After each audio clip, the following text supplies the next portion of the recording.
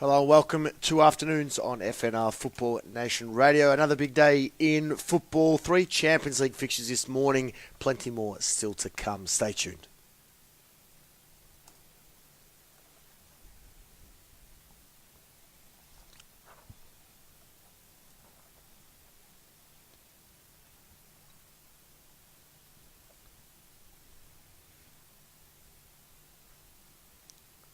Hello and welcome to Afternoons on FNR Football Nation Radio, your voice of football here in Australia and right around the world. Welcome to the program. Adrian Del Monte, Louise, Taffa, Rick D'Andrea here with you, taking you through the latest in world football. 3 Champions League fixtures this morning, meaning we now have 29 of the 32 participants in the 2018-19 UEFA Champions League season confirmed. 3 more to come. Tomorrow morning we'll recap and preview all of those matches. Plenty of news as the transfer window nears an end. We'll get through some big stories, a huge name linked to Paris Saint-Germain, and also some stories around Europe's top club competitions. If you are with us, we are streaming live on Facebook as we do at this time every day. So a warm welcome, a special welcome to you if you are there. We're of course live on our Football Nation Radio app, our footballnationradio.com website, or you can also access us via TuneIn Radio. Louise, big night of news, some awards, or an award in the UEFA world, but plenty to get through. To start the program, please. Thanks, Adriano. 5-time Ballon d'Or winner Cristiano Ronaldo and his amazing overhead kick for Real Madrid against Juventus has won the UEFA Goal of the Season award.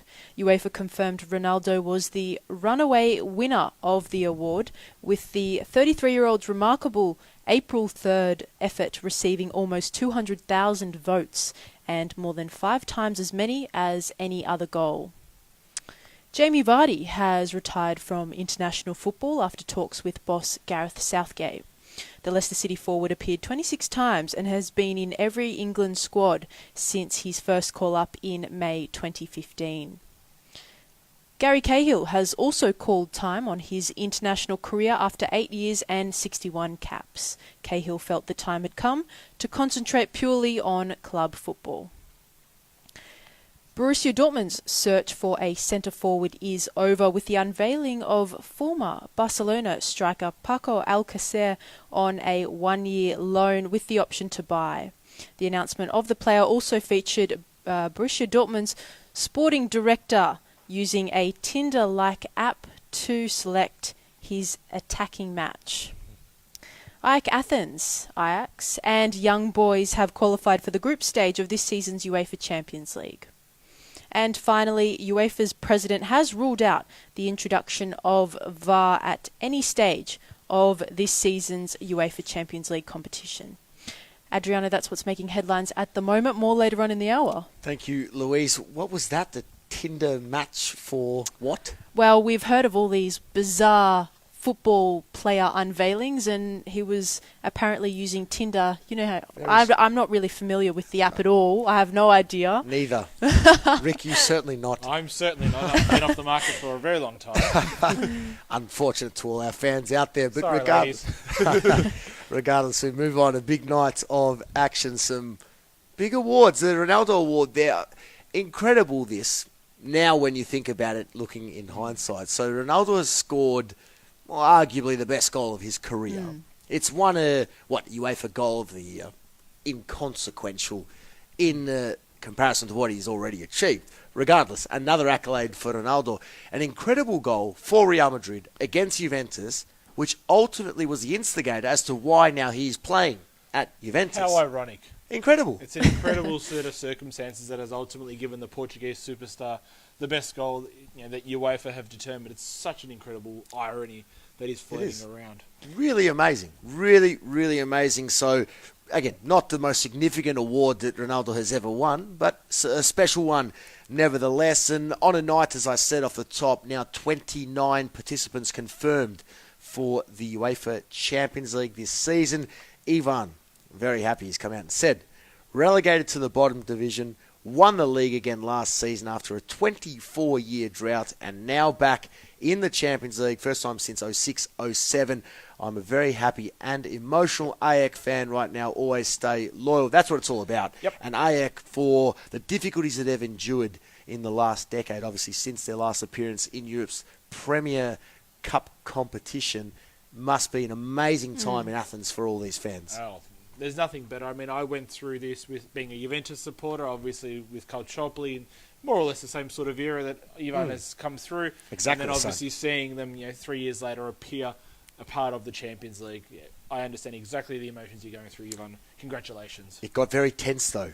Very tense late on in this match. Obviously, the first leg ending 2-1 in favour to the Greek outfit in Hungary. The return leg in Greece. They took the lead early in the second half from the penalty spot, but the visiting side equalised in the final 10 minutes. They were down to 10 men. Pressure began to mount, but they held on just. They had another player sent off, although he wasn't even on the pitch. But there was, obviously, it was a very, very long, extended stoppage time period. So in the end, 2 red cards for Ajax Athens, 1 player on the pitch, 1 player not on the pitch. But they would have been thrilled and celebrating long into the night. Ajax Athens return to the UEFA Champions League for the first time since 2006. 2007. Of course, they did have some success in that occasion against the eventual winners, AC Milan. So, recent history, I guess, very good. So they will be a tricky customer to pick up in the Champions League draw, which of course takes place Thursday evening, Friday morning, local time here in Australia. The other 2 results from this morning, well, is this a surprise? Dinamo Zagreb against Young Boys from Switzerland. Young Boys top of the table in the Swiss Super League, 5 from 5. Best team by a long way to start the new campaign. And they win it 2-1 on the road, coming from behind. 2 goals in the space of 120 seconds. And they pick up an incredible win in Croatia. And what this means for Croatian football fans is quite significant, because now this defeat, Croatia were actually on the verge, guys, of picking up an automatic qualification spot for the Champions League next season. What this defeat means is that, again, the champions will have to go through this same route, meaning Croatia, unfortunately, due to this Zagreb defeat, Dinamo going down, they miss out. It's a big shame. Talk about bittersweet. That is the ultimate. I didn't realise that they were actually on the edge and on the cusp of getting that automatic spot. So now that you put into context, having a 1-1 draw, getting that away goal in the first leg, you would have thought they are in the box. They Dinamo Zagreb shoot through, whatever result, any result in their favour, would have seen them progress through. Now, Young Boys of Switzerland, not the easiest team to get past, as we have seen a few times in the Champions League, because they do tend to qualify every second or third season. So they are a tricky customer, and everybody in the UEFA Champions League is known and does know them. They might throw up a few spanner results come the 6 group stage matches when they are announced, and obviously going forward. Absolutely. It's a famous result for them against a side who would have fancied their chances going through here, getting the result they needed to in the first leg. The other match this morning, Dynamo Kiev, Ajax, probably the pick of the ties coming into this latter stage of qualification. Dynamo Kiev certainly regulars in European football, and Ajax, we know all the success that they've had across this competition for many, many years. And look, in the end, it finished 0-0. Ajax missing a penalty, Dusan Tadic missing from the spot on 14 minutes. But in the end, the 3-1 result from the first leg, too much for the Ukrainian outfit to overcome. Probably would have locked the tie up completely had Tadic actually converted that from the penalty spot, but unfortunately it wasn't to be, the 3-1 lead being enough, and obviously they were able to defend their 2-goal lead that they'd gained from the first leg. So well done there to the Dutch team. 28 shots to 6. They will be tough to handle in the Champions League this season. So Ajax back in the Champions League for Dinamo Kiev, Dinamo Zagreb and Vidi. That will be Europa League football for them this season. 3 fixtures tomorrow. Excited about these. Obviously, once these are complete, we will have all 32 participants confirmed and locked in. The big one, though, PAOK Benfica. Now, this match has a lot riding on it for Liverpool fans, with the result to determine what pot Liverpool go in. Regardless, though, the match itself, delicately poised. this match in Greece, 1-1 it finished in Portugal. Benfica, obviously the home side on that occasion. But PAOK, the side that dominated Greek football for all of last season until a few Their president got involved a little bit. Until their president decided to walk on the pitch with a pistol.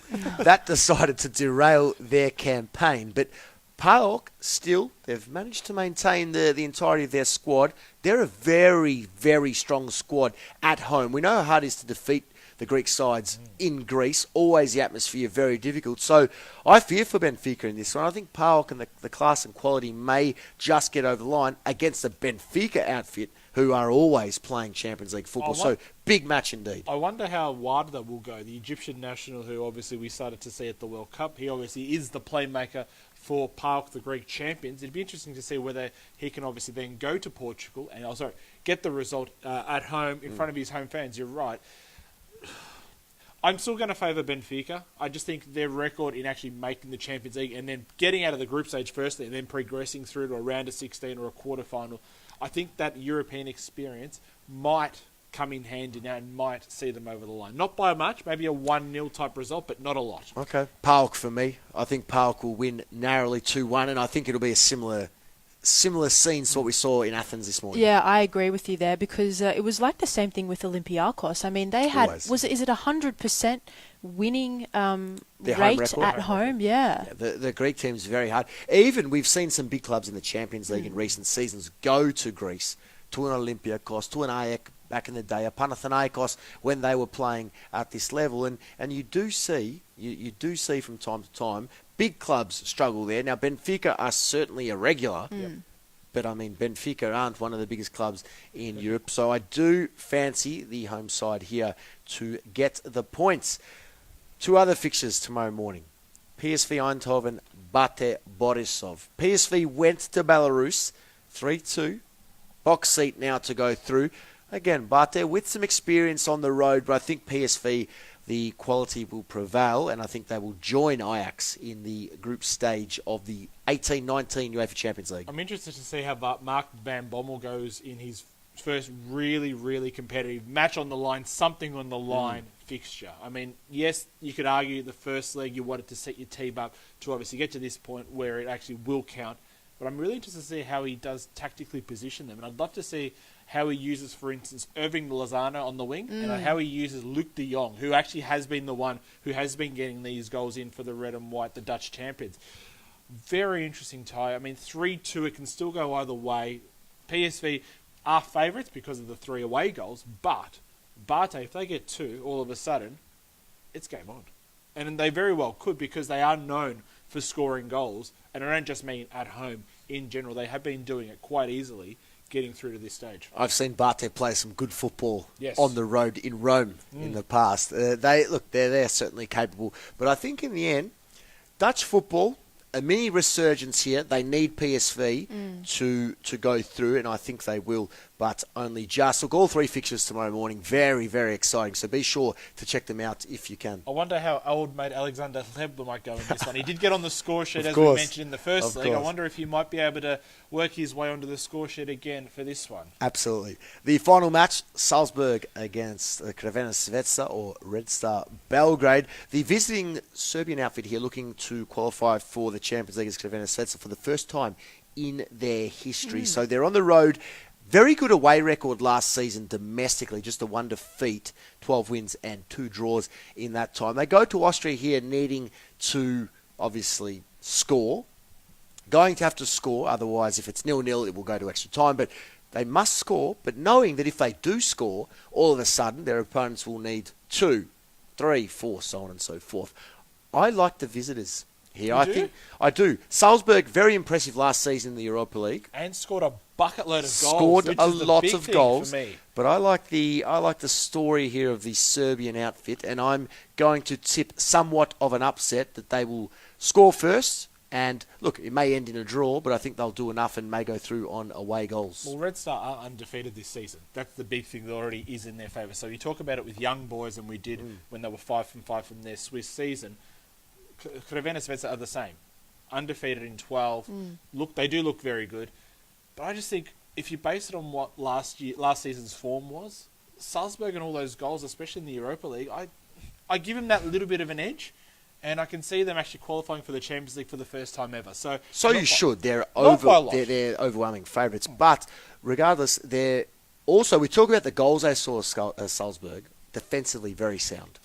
Very, very sound, particularly at home. Their recent record, very strong indeed. They've 3 clean sheets in a row at home. So, and 4 out of their last 5 competitive matches as well, with a winning record that goes back a long, long, long way. In fact, they haven't not won a game at home since a 0-0 draw in the Europa League with Borussia Dortmund in March. And, well, they haven't been defeated at home since, well, a long time. A very, very, very long time. So 3 fixtures to wrap up the Champions League qualification period. Of course, then all 32 participants will be confirmed ahead of the UEFA Champions League draw Thursday evening Central European time, Friday morning 2 a.m. Australian Eastern Standard Time. Full preview of that tomorrow at the same time here.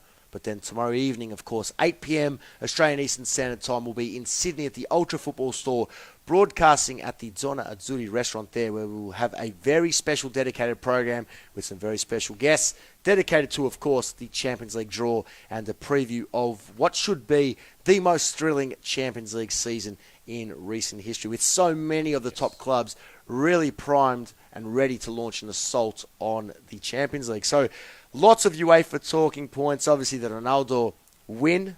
Congratulations to him. 200,000 plus votes he had out of the 360, 70. Incredible, isn't it? Comfortably. Gareth Bale a little unlucky. I was going to say, Gareth Bale would be considering himself very unlucky. I thought that goal was a little bit nicer. Well, just a little, personally. Pyatt came in second for his dribble Gareth and Bale finish. wasn't even a finalist, and I think it's because the finalists were already locked in before that. So Gareth Bale's got clearly number 2, if not number 1, but especially given the... Well, even Dimitri Payet's was a very nice goal for Lovely. Marseille in the Europa League campaign. So Lovely. A little bit unlucky. But Bale's was quite special. Personally, I think I've said where I stand on this one. Bale should have been number 1 because it was against my team. I don't want to see Ronaldo, who now plays for my team that I support, getting the achievement. Well, again, if he didn't score that goal against your team, he wouldn't be playing for your team because that ovation wouldn't have come. Correct. So either way, you take the good with the bad, and I think I'll accept the ultimate decision that he has come across to you, though. It was a beautiful goal. And he jumped a massive 2 metres, 38 centimetres in the air. Now, I just want to tell you that the qualifying height for the men's high jump at the Rio Olympics was 2.31. So he would qualify. Just saying. Potentially. Maybe he has a little bit of a career post-football. Maybe he might want to see himself go to Tokyo 2020 or beyond there, maybe. There's a bit of technique which comes in the high jump, though. I know from my days of being an elite high jumper. Regardless, let's move on. International news, Louise. Vardy and Cahill. Yes. Calling time. Fair enough. Jamie Vardy alluding to the fact that he was aware he probably wouldn't play too many minutes anyway, wanting to spend time with his family and also focus on club football. You can understand that. England, a younger nation now coming to lots of young quality. So for Vardy to call time, his story is phenomenal and it's well documented. Everyone knows how meteoric his rise has been. So a short but very successful international career in the fact that he came from absolutely nowhere comes to an end, but I think at the right time.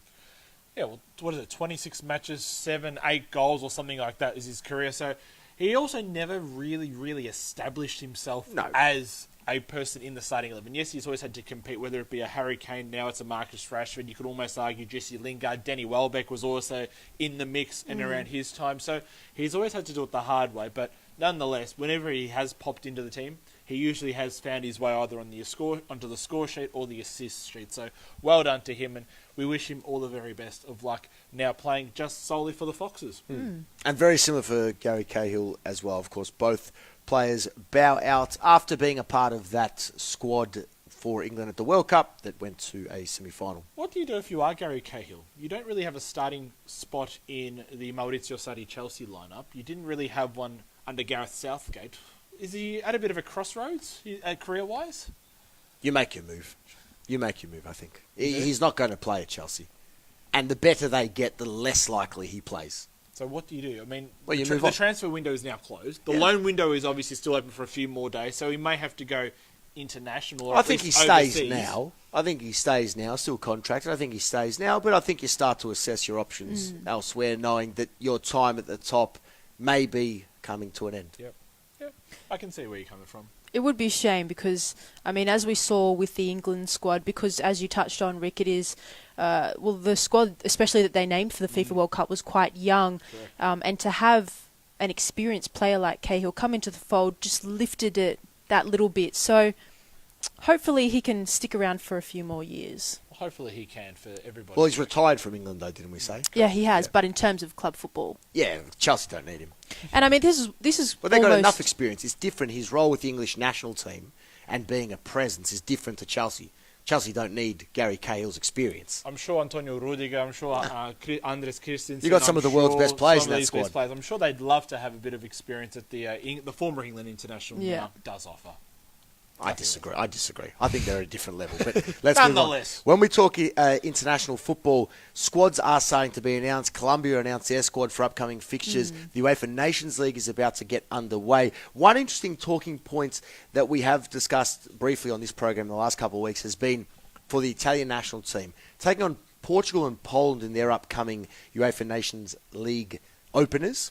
And the number one goalkeeping saga continues here because they don't know who it's going to be. Now, Roberto Mancini, the new manager, has, well, a source close to him has hinted that Mancini may go with Sirigu as his number one for these upcoming fixtures, purely due to the fact that Perin isn't playing for Juve, and Donnarumma at the moment has not been at his best, so Sirigu for Torino, who has made a decent start to the season, may be handed the number one shirt. Interesting.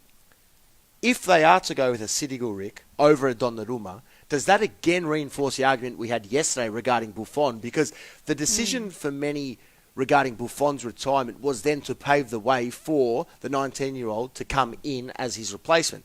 If he doesn't come in as his replacement and they play Sirigu, well, what was the point of that? What is the point of Correct. that? Yeah. Because Buffon's better than all three of them still. So what is the point there? I wish I was a fly on the wall and Roberto Mancini had told me that news. It'd be very interesting to see why. I mean, Sirigu almost seems to be the safe option for me.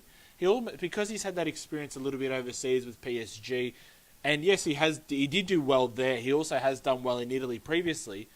It's almost as if until the others sort of sort themselves out. In the case of Perin, he established himself as number one, or in the case of Donnarumma, he sort of straightens himself out, whether it be mentally, physically, or psychologically, and he stops leaking goals.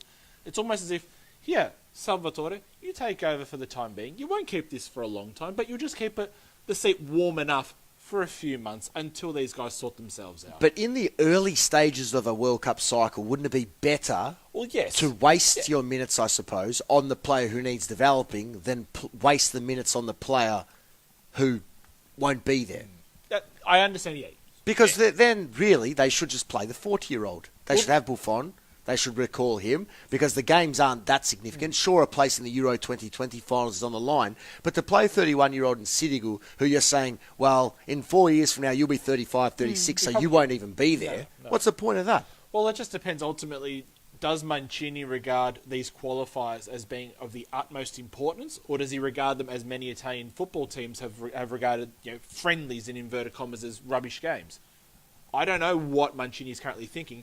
If he thinks that all of a sudden he can qualify the long way into the UEFA 2020, then yes, this might be the way to go. But if he's obviously thinking long term, he's certainly not building the base. He's certainly not taking that approach. I know you're just presenting the other side of the argument, but look, in the end, off the back of the darkest period in Italian football history, and that's why I think there's no time to waste. Well, that's why I think he wants to go the safer option rather than the Perin or the Donnarumma option.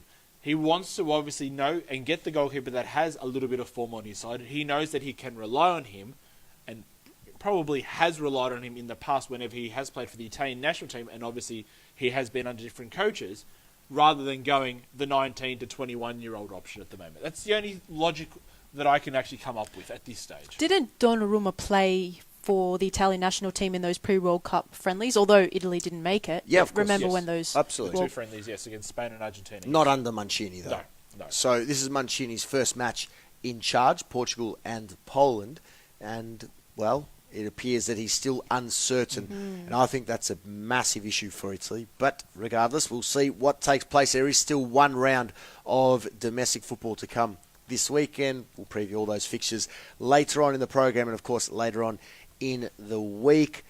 Now, elsewhere, where do we go to? Well, Marco's come through. Ronaldo deservedly got goal this season, but I love Dzeko's volley against Chelsea. What a Absolute goal supreme that was. finish that was. Seeing that live, that was incredible. You were there? I was there. I was at Stamford Bridge. I was on my honeymoon. You and were, yes. I you was were. watching that game. That was match, incredible. That match 3-3. was one of the great fixtures of the Champions League. 2-1 at one stage, and then it went to 3-3, correct. Really Such a incredible good match. And some stunning finishes, none better than Dzeko's volley. Maybe not goal of the season, but certainly Right, up very there. Up there, yes. Maybe you'd almost say maybe even the header from Manolas for the 3-0 or for the 3-0 to get Roma Also- through. Obviously, we are putting this into a bit more of a context and the meaning that it had behind it and what it meant for Roma to get past Barcelona. But most certainly, Dzeko's goal, top five for me for that season. That must be a special memory to have been at that match. Absolutely, The- can never the- To forget it. witness it live. Sitting in the bleachers there at Stamford Bridge, great little stadium. It is only 40-odd thousand, but great little stadium Absolutely. compared to all that. But to see that live, and then to see the reaction from all the Chelsea fans, because there weren't allowed to be too many Roma travelling fans, Yeah. we weren't allowed to obviously wear any form of Italian jersey, but to see that strike live, directly in front of us, amazing. There you go. That's Someone what that certainly enjoyed it. The greatest goal I've seen live, while we're talking about this topic, Mandzukic's goal for Juve in the Champions League final in 2017 against Real Madrid to make it 1-1. To witness that live, it's very special. And that's why this game is so beautiful, because you witness moments like that. And, well, unfortunately, Juve lost that game 4-1. But regardless, that was a spectacular moment. But if people actually are on our Facebook Live or on our Twitter, we'd love to hear what you guys have seen and witnessed throughout the years. Send it through. We'll give our best to actually read them out on air over the next 40-odd minutes. Absolutely. At FNR_radio if you'd prefer to tweet us the greatest goal you've ever witnessed live. So Ronaldo wins the goal of the season. While we're on the topic of CR7, we did briefly touch on it, and I mean very briefly yesterday, but his son has signed up to the Under-9 Academy at Juventus. That is quite extraordinary. So Juve have signed father and now signed son, and he played his first match at the weekend alongside the son of Andrea Barzagli, Mattia Barzagli, in the Under-9s. So we talk about a player like Claudio Marchisio, for example, who recently departed Juve, 25 years at the club. He's 32 years of age, joined at 7. This is when it starts. He's joined at 9. By the time that his father's contract expires, he'll be 13. Should they start to blood him into the system, perhaps CR7 Junior remains with the club going forward. He gets to a point where, Lionel Messi moved to Barca at 14 or so. 13, 14, correct. Yeah. There's That's no- the same with Ronaldo, moved to Sporting at about 13. Yeah. Of course. So there's no reason why, doesn't matter it's a foreign country, there's no reason why that he can't establish himself as a player in Juve's youth system. It's got similarities to a few players that you probably have heard over the years. Zinedine Zidane with his sons Luca and Enzo, obviously one being the goalkeeper, one being the outfield player. As during his time when he joined Real Madrid, his sons obviously came through the system at the same time. And obviously what has happened now, well, they both obviously made their senior appearance and obviously have now gone on to other pastures, I think, for loan reasons. Sure. Similar to Zlatan Ibrahimovic. If you remember, his son is now also a part of the PSG Youth Academy. That's right. Because of his time at the French Football Club. So it is a way to, I think it is a clear way to actually get your children, your male children at this stage in these examples, into the system and hopefully coming through and wanting to stay at your club for however many years before a contract and a transfer out the door. Very interesting. 9 years of age, and we're talking about that. But that's how football works. That is how the industry works, and good on them for doing that. Very good business, of course. So yesterday we revealed that Juve have also going to commence construction on a second stadium nearby for their youth clubs and obviously the women's side. So they are just cannot make a mistake at the moment. Doing very well off the pitch. We'll see if that continues on the pitch this weekend. Juve in action away to Parma. Now, elsewhere, plenty of transfers taking place. Some we mentioned in the headlines. But the last one in European football before we get to the transfer stories, with just 2 days remaining there. Ceferin, the UEFA president, the VAR, lots of talk about this in the last 7 to 10 days. Suggestions that the VAR will be implemented in the latter stages of the Champions League. He's refuted those claims, though. Yep. He said, I'm still not convinced. And I like that. Smart He's man. still not convinced. Don't proceed. It's what FIFA should have done, in my opinion, at the World Cup. He's still not convinced, meaning this quarter-final implementation of the technology will now not go ahead, it seems. Nothing confirmed official yet, but when the president's saying that, surely it doesn't go ahead at this stage. No, because we heard him come out, as I said, only like a couple of months ago, and he was against it, and he was like, well, it's not going to be implemented in any UEFA competition.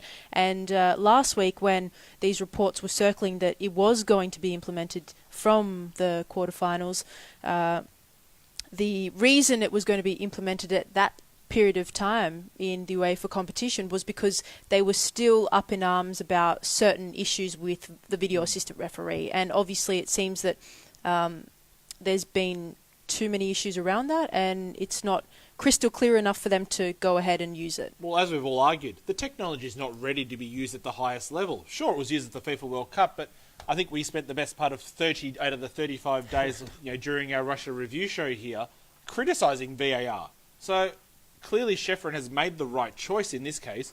Firstly, he won't be implementing it. He will wait and see as the technology improves. And secondly, for the integrity of the UEFA competitions, he won't be introducing it in the final 8. Smart man.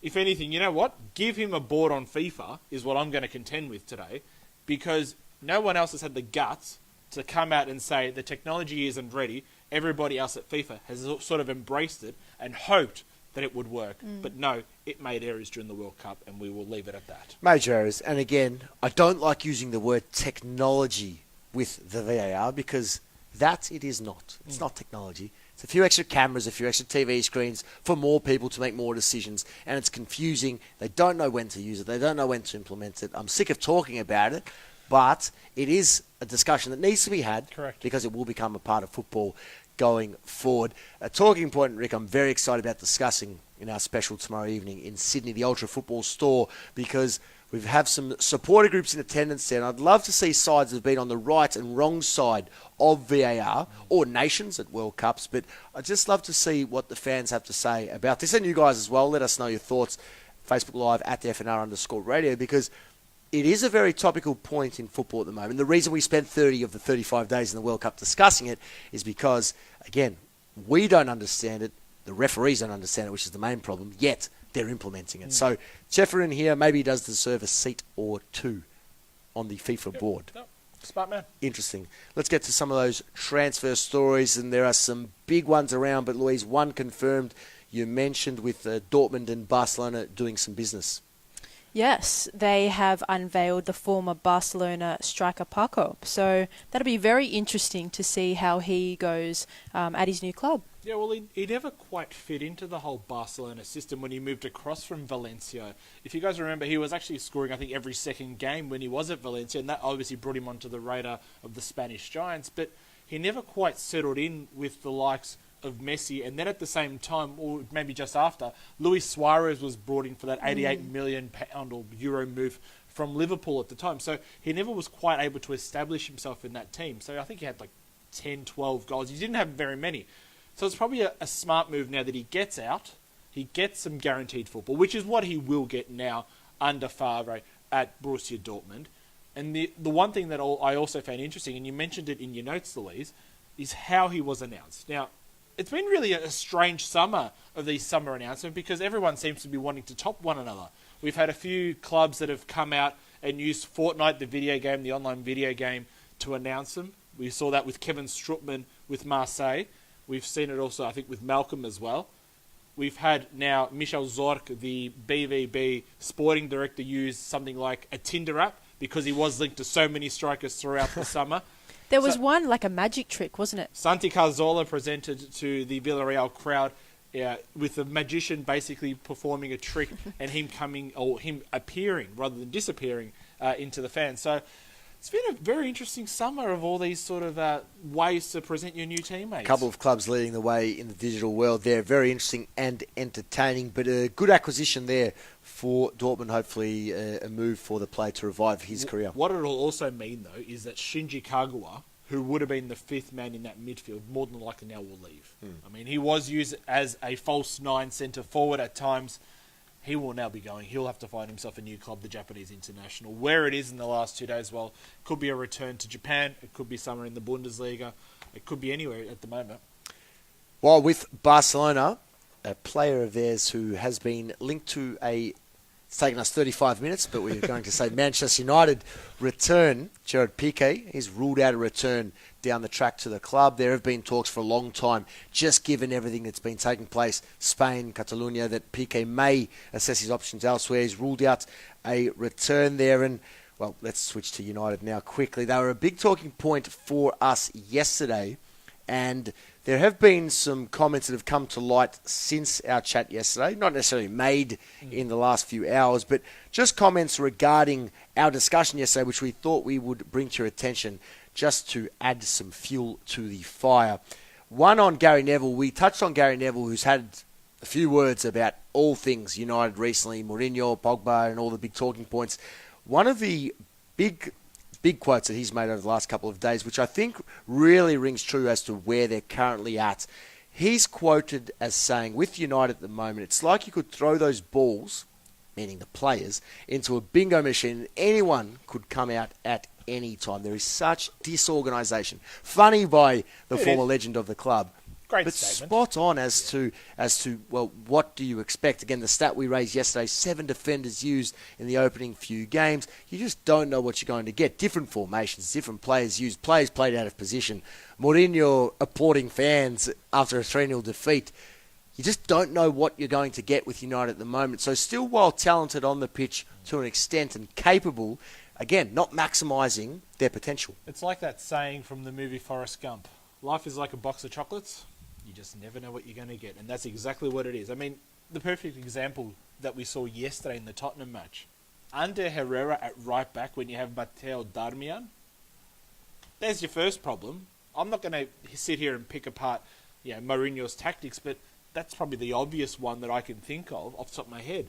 You've got a fit right back, and you decide to use a defensive midfielder as a right centre-back or / right wing-back. Against a very impressive team going forward. Does not make sense. Strange. Sam Allardyce works as a pundit these days somewhere. Spoke about Paul Pogba. He'll probably end up coaching them at some stage this year. Surely not. Everybody said he had a brilliant World Cup, referencing Paul Pogba for France. I never saw that. I must have to go visit the optician. He might need to. What did Paul Pogba end up doing? Won the World Cup. He won the World Cup. What did he do in the World Cup final? Scored. He won the man of the match as well. I'm not sure. Yes, you can probably argue to an extent Pogba's opening, say, 3 matches for France in that group stage weren't his best. Allardyce, Sam, I do agree with you there. But what did he do when it actually did count? What did he do from, say, the round of 16 onwards? He ramped up his game. He started to play Didier Deschamps's tactics, ultimately culminating in a World Cup goal and a Man of the Match award in the final. So, Sam, to an extent, yeah, I may agree with you, but if you've gone on holiday after July 1, well, then you have a serious issue. And yes, Paul Pogba was and did have a very good World Cup. You have seen him bounce around a few clubs as a manager, so maybe there's a reason.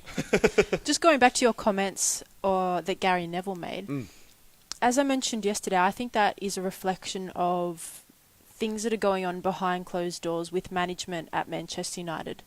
We heard Mourinho actually came out on Gary Neville's program and he said in an interview on Sky Sports UK that I may as well be called a head coach because now I'm dictated which players to use and basically which players to work with.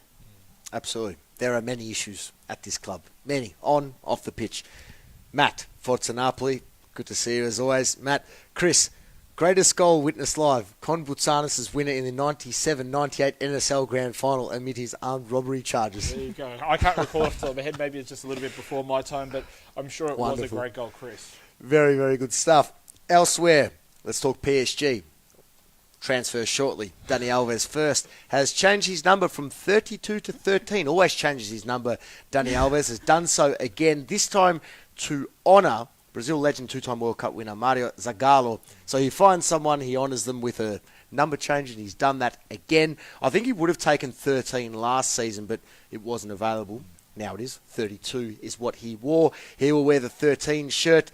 Not a bad little number to go to. One of the only 3 or 4 players to win the World Cup as a player and as a coach. 58 and 70, I think, That's from why memory. he's honouring him.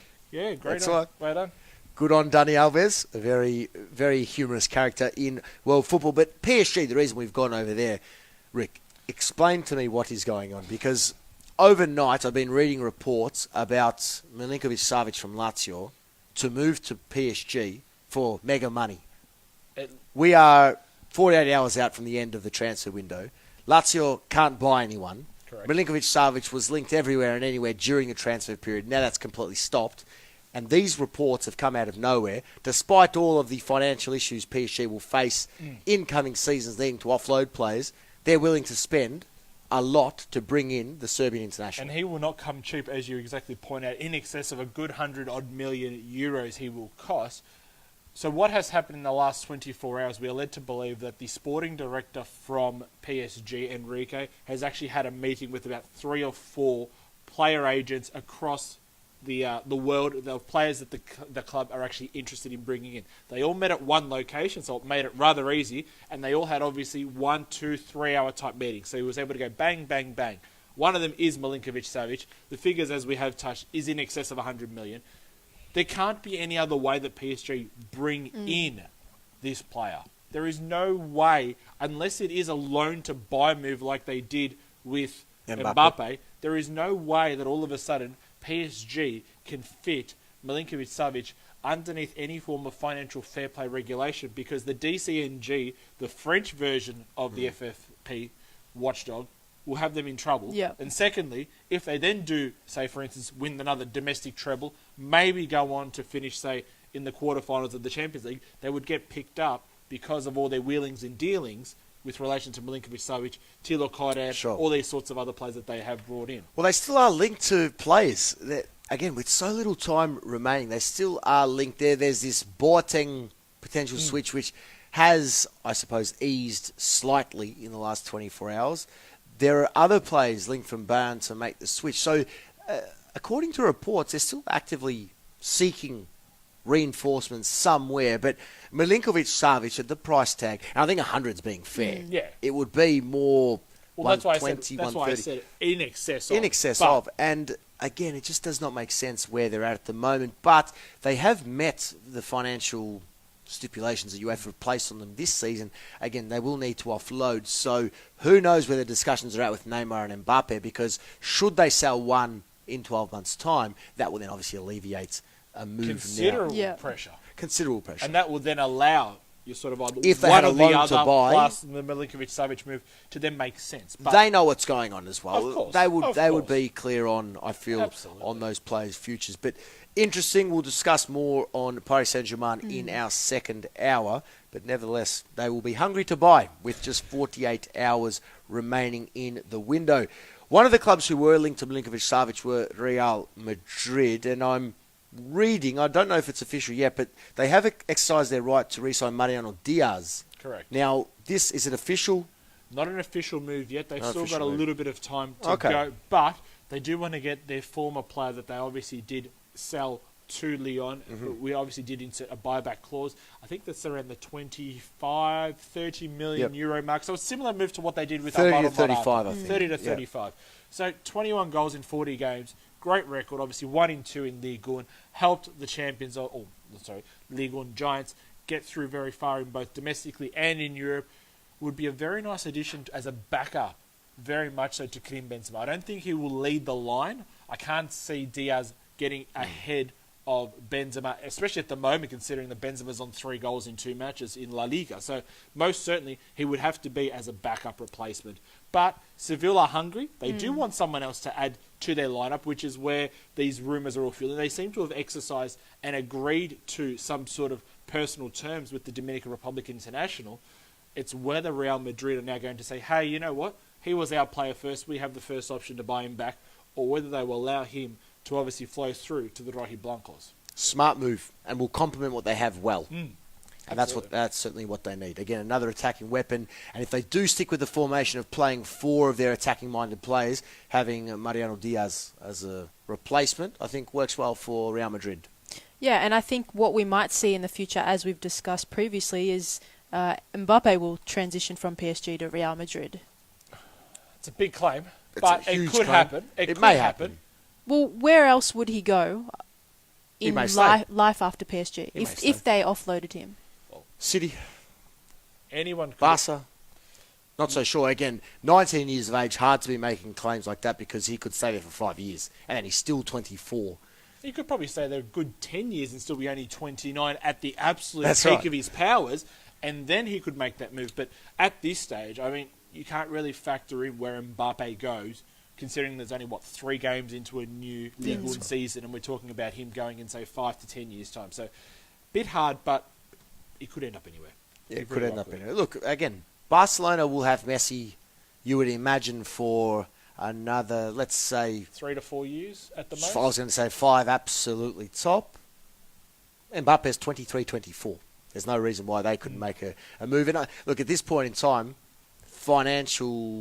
obviously taking the financial situation into consideration, if he doesn't have to leave, he's at home. Yep. He's still young. Correct. Why wouldn't he just want to stay and build and win with Paris Saint-Germain? Of course, a club who are destined to do big things at some point. You just get the feeling. One of many clubs, of course, in the UEFA Champions League draw taking place this Thursday evening. Well, speaking of Real Madrid, there was a story that I don't know if either of you are too familiar with, but it's about another Ronaldo, and it is a former Real Madrid player. So I am, of course, here talking about Ronaldo Phenomenal, or Ronaldo Nazario, as he has ultimately come to be known officially on his birth certificate. But he actually might be buying a La Liga club.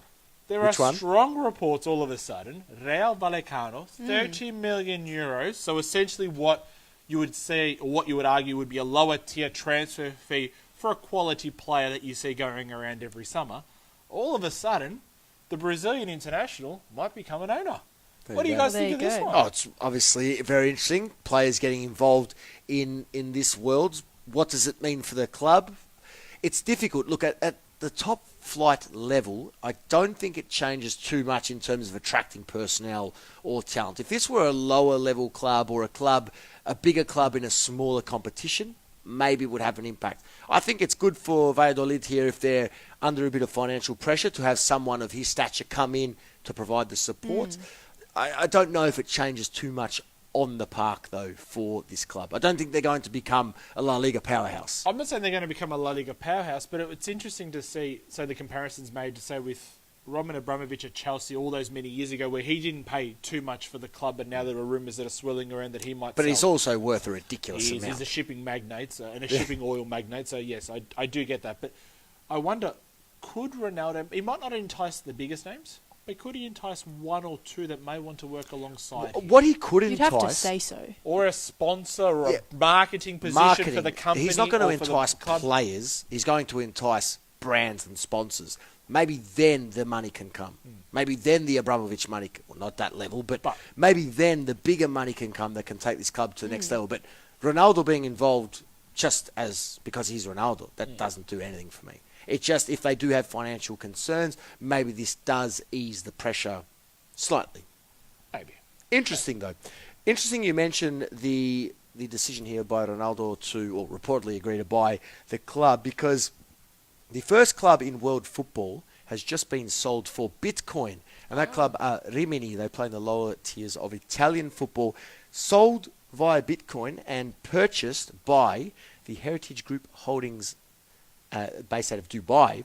This group here, also the first group in the world to pay their players, they own a club in Gibraltar, pay their players in cryptocurrency. That's right, yeah. So, very close friend of mine involved with that. So I'm finger on the pulse here. So they have basically revolutionized football in terms of cryptocurrency and its relationship with players, ownership, and deals. It is an incredible, and I really feel this will be the first of many, and I think this will be a way of the future. It's a fascinating story, but now they've actually purchased a club using cryptocurrency. Really revolutionary stuff. Well, do you remember last season when we were talking about Yohong Lee and AC Milan? There were already murmurings about cryptocurrencies. I felt that was a bit more of a desperate act, though. But nonetheless, it was already the murmurings were already happening that the cryptocurrency was starting to get involved in the football world. This has obviously gone to another level where I think it was at 25% of Rimini has actually now been purchased with cryptocurrency. They've purchased their share in crypto. I wonder how many bitcoins are actually used to actually make this purchase. It'd be a very interesting thing, but nonetheless, I digress a little bit. But yeah, I think it is now. It's the finance world, or at least the latest in the finance world, catching up with the latest in the footballing world, and this is the perfect example.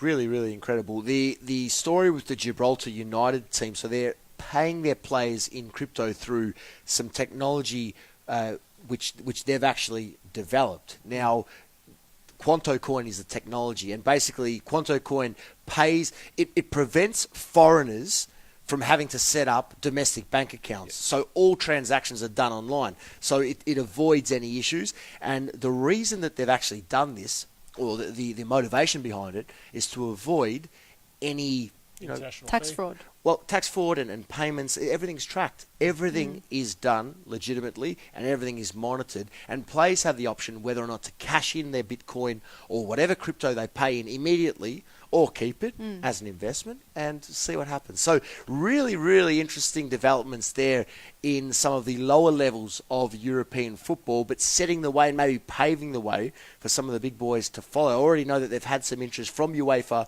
from FIFA, and they'll be discussing this at the World Football Summit in Madrid in September, or next month, which is a couple of days away. Incredible. While in Italy, so back to Rimini, they've been purchasing Bitcoin, but on the pitch in the Italian top flight, incredible, Eusebio Di Francesco, the manager of Roma, has just come out of hospital, Rick, to have some work done on his hand after he injured his hand while punching a bench in Roma's 3-3 draw against Atalanta. More on this, please. Silly man. He decided to basically, as you did point out, I think it was the 3-3 goal when it went into the back of the net. He decided to... Yeah, Roma scored the goal. He did. That's right. Yes. He decided to celebrate that a little bit hard and happened to be in the way of the bench. And he has whacked it and he has broken officially, severed, done something to his hand, and he ended up in hospital as well. So, not a good look, but... As he sort of pointed, I'll read you out the quote. I go crazy because at times I'd like a little more focus. I wanted balance in the last 10 minutes and we looked amateur out there during when there were 11 versus 11. It was no way to play. And then obviously his head was the other issue. So, silly man. Strange stuff. 8 minutes to go here in this Facebook Live hour. We'll be in our studio in the next hour taking your calls and your tweets at FNR_radio. Guys, let's just look ahead to what's to come later this week. We've, of course, touched on the 3 Champions League fixtures to come tomorrow. So 3 of PAOK, Benfica, PSV Bate, Salzburg or Crvena Zvezda will join the other 29 clubs in the UEFA Champions League draw in the 18-19 edition. So that's to look forward to tomorrow morning. The draw Thursday night, the Europa League draw Friday night, of course, after the final round of fixtures there. Some of the fixtures which we'll preview tomorrow include Besiktas and Partizan, 1-1 from the first leg, this one in Turkey. Yep. Bordeaux-Ghent. That could be anything. 0-0 first leg in Belgium. They go to France, Bordeaux with no manager and all sorts of issues. It really could be anything. Could be on for Young, and it could end up being, say, a 4-3 all of a sudden because Bordeaux are that wild at the moment. Yes, they had a 2-1 win over Monaco in the weekend, but 0-0 in the first league. It just goes to show where they are at without a manager in charge. Rangers go to Russia, hoping to hold on to a 1-0 lead. That match, incredibly, if you're in Australia, kicks off at midnight. Australian Eastern Standard Time. Might watch it. Well, we won't. It's Thursday. It's Friday morning. The draws of the Champions League draws shortly after. That's like I was saying to Rick off air with the EPL last weekend. Wolves Man City kicked off at like 9:30. Yep. Absolutely. It's always friendly time. It's always good to have the times on the friendlier side here in Australia. Atalanta go to Copenhagen. That match also finished 0-0. Leipzig, 0-0 first leg against Zorya from Ukraine. That's an interesting match as well. And look, obviously, Burnley, difficult task, but they go home, taking on Olympiacos in England. Need to win by 2 clear goals. can win 2-0 and go through, but it does look unlikely for me. Yeah, Olympiacos, I think, might sort of sit back a little bit. Yes, they are known at times for leaking a couple of goals on the way or away from home, but I think with so much at stake, I can't see Olympiacos at least not getting one, if not two goals in this one. So I can't see, unfortunately, for a Burnley supporter and Sean Dyche, if you're out there listening, I can't see your team ultimately progressing through. Big weekend of European action across Europe's top competitions. One big one. You got something there? No, I was just going to say, just a comment in relation to the best goals ever witnessed. Liverbird 92, biased, but have to say Gerrard versus West Ham in the FA Cup final 2006. Oh, what a goal. Down 3-2, just to provide some context. He was there? He was there. What a goal.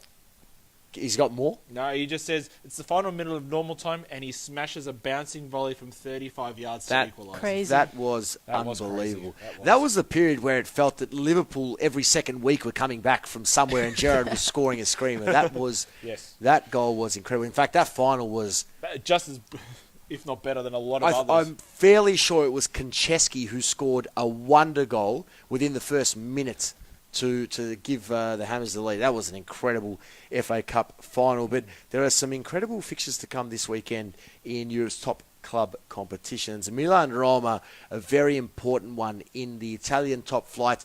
This match, Friday evening, Saturday morning, local time in Australia, at the San Siro, Milan's first game at home this season. If they don't win this game, they go into the international break, and that's what's so significant about this weekend. They go into the international break, incredibly, very likely 9 points off the summit. Yeah, they'll have a lot of work. Yes, they might have a catch-up game, but you certainly do not want to go down. Mentally, Rick. Mentally would be the big issue. I mean, if Roma all of a sudden, coming back from that 3-1 down, all of a sudden get themselves up and continue on that form, it could be really on for young and old at AC Milan, whether they've actually made the right signings at the club. They'd all start to be questioned all of a sudden. And it's going to be very hard going up against a very attacking and fresh Roma side who are looking very good. Absolutely. Roma, along with Napoli, probably looking the biggest threats to Juventus to this point. There's probably a couple of other bigger games as well across Europe, not only just with with Roma Milan. Monaco v Marseille. Huge. So basically 2v3 from last season, or 2v4.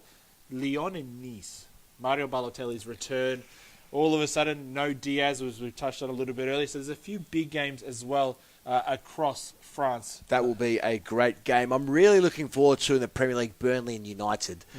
If United lose this, going into the international break with Burnley having a very busy schedule and a midweek fixture against Olympiacos, heads will roll somewhere. Because I don't think Mourinho, but something will change, and that's if United lose. I don't think they will, if I'm being honest, but certainly will be an interesting match. And there's a couple obviously out of the Bundesliga. When you look at it, we've touched on Bayer Leverkusen, we've touched on Wolfsburg as well in the past, but this is the one I'm starting to like. Stuttgart. Now, Stuttgart, if you remember, went on that 7-8 game winning streak and pretty much jumped from being relegation bound to almost qualifying for the Europa League. Guess who they play? The champions, Bayern Munich. There's already a crunch game, match day 2. All of a sudden, that they need to obviously perform straight away. Not too many fixtures of significant note in La Liga, but I am looking forward to Real Madrid against Leganés. That should be an interesting game because they met there a couple of times last season, and in one of their meetings, the Copa del Rey, Leganés went there and won 2-1. That was an incredible result and really a moment in, I believe it was late January, where question marks were being asked about Zinedine Zidane. Yep. And that's always been what I recall from what was an incredible season from Real last season, was just how poor they were in the first 4 or 5 months of the campaign and how close Zinedine Zidane was to the sack. So Leganés there, a massive task for Real. But the best one will be Barça-Huesca. Barcelona against the new boys, Huesca. Derby. Looking forward to it. One of the tiniest La Liga clubs. The tiniest ever. 5,000 Really excited about this one.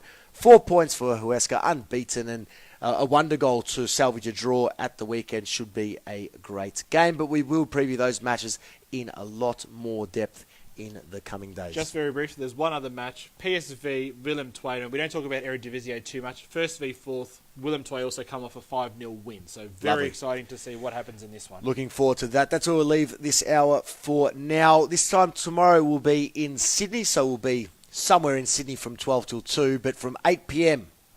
special live on Facebook. Do join us live from the Ultra Football Stores. We preview the UEFA Champions League draw and plenty more. We're with you for another hour of those, so stay tuned to our website or our Football Nation Radio app. We'll recap all the results. We'll talk Carabao Cup as well. That took place overnight and plenty more. So stay tuned. You are listening to Afternoons on FNR Football Nation Radio. Thank you for joining us on Facebook Live again. We will be with you again tomorrow and Friday and Thursday evening. Plenty of us to come at the back end of this week. Thank you for joining us today. For now, though, for myself, Adrian Del Monte, Rick D'Andrea and Louise Taffa, we'll see you next time.